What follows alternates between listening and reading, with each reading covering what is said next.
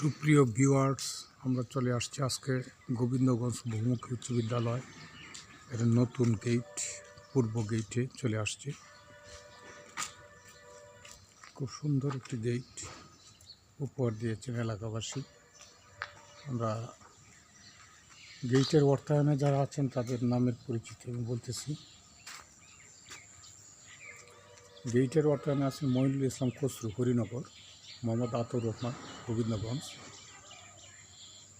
Nadir Alam, Shekhpur; Abdul Mannan, জামুরাইল; সুনু Mia, Shyamnagar; Rina Begum, বেলপার; Dudu Mia, তেগুরি, ভোটেরগাঁও; Amir Hossain, Faisal, Alinagar; Atikur Rahman, Lakshmipur; Bayezid Alam, Shekhpur; Motiur Rahman, Moti, Takipur; Mahbubur Rahman, Suman, Lakshmipur.